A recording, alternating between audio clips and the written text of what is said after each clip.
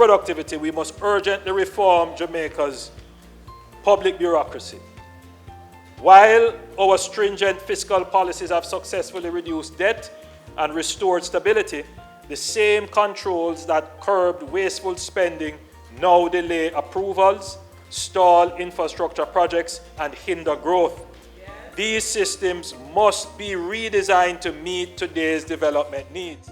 To drive this transformation, I have appointed Minister Marks to lead the Streamlining Processes for Efficiency and Economic Development SPEED initiative. I'm making the first announcement under SPEED. I have directed Minister Vaz to implement the following changes. 1.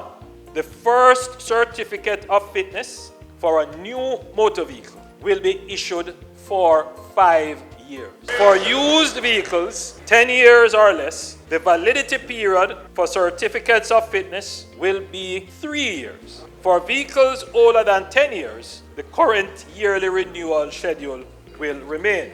2. Vehicle registration. Motorists currently have an option to renew motor vehicle registration for 6 months or for 1 year. We will be introducing a 2-year renewal option. Whether it is in reducing waiting times, improving service delivery, or streamlining regulatory and approval processes, we are taking a comprehensive approach to ensure that everyday experiences in Jamaica for our citizens is one of efficiency, fairness, and ease.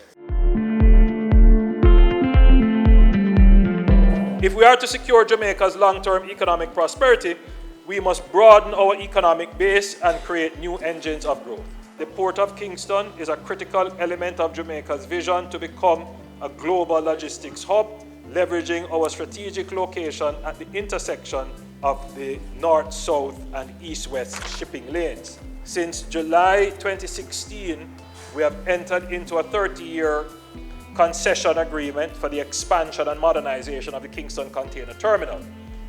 Over US $400 million has been invested in capital improvements, equipment, and advanced geopositioning technology to bring the terminal to world-class levels.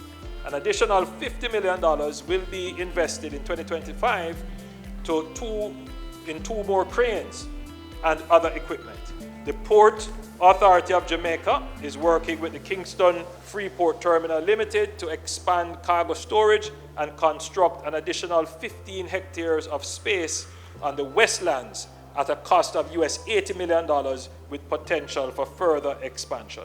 And this area shown in yellow on the map is the Westlands, where the $80 million will be spent to expand our port. In addition, plans are in motion to relocate domestic aviation operations from Tinston Pen to Norman Manley International Airport and reroute Marcus Garvey Drive. This will free up significant additional lands needed for further port expansion. This is shown in blue on the map being displayed. We will be entering into a public-private partnership arrangement with the Port Authority, the Jamaica Customs Agency, the National Works Agency, the Shipping Association of Jamaica, and the Kingston Wharves Limited for the repair of the road infrastructure in Newport West to cost over $80 million.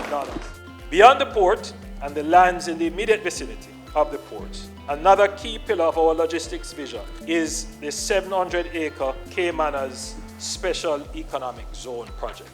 To date, the detailed engineering designs have been completed.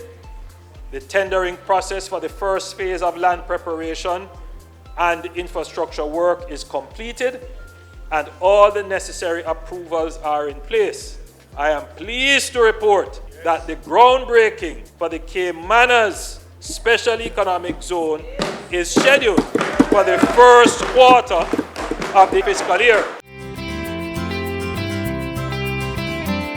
I now turn towards a sector that is fundamental to our survival and prosperity: agriculture. We have made strategic reviews of tariffs for food that we do not produce at competitive prices locally.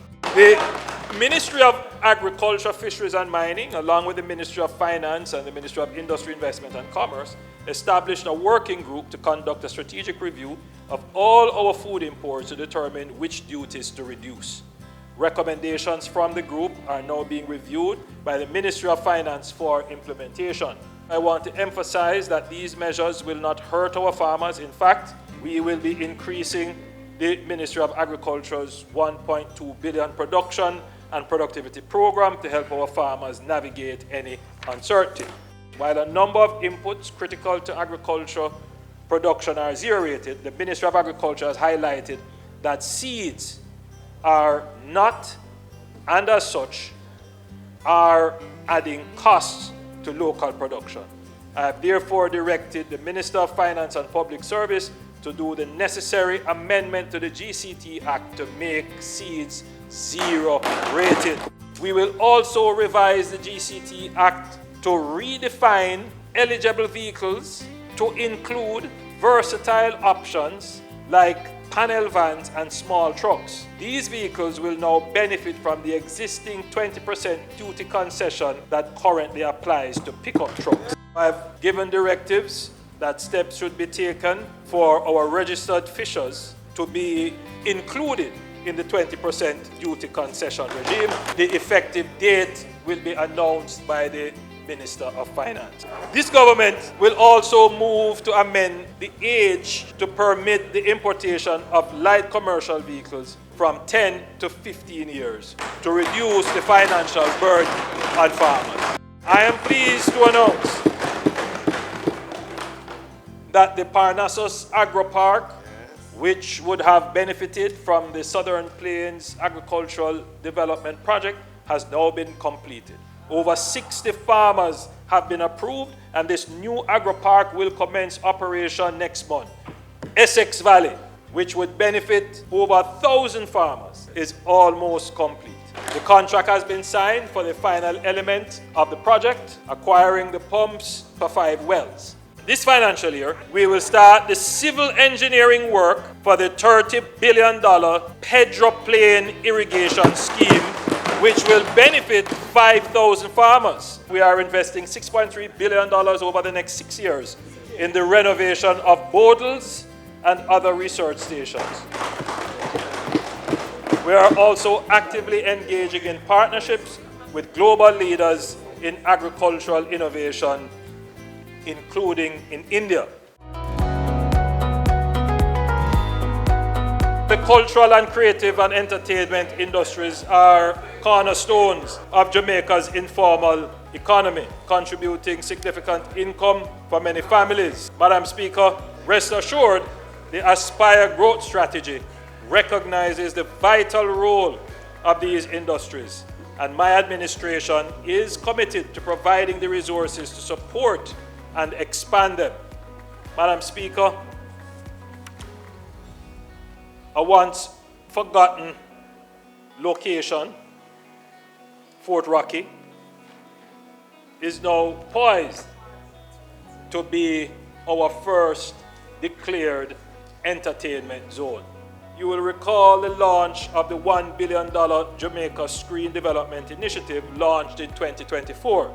JAMPRO is currently negotiating a co-production treaty with Canada, which will allow Canadian filmmakers to partner with Jamaican filmmakers to film in Jamaica. We are also pursuing similar arrangements with Nigeria, India, and South America.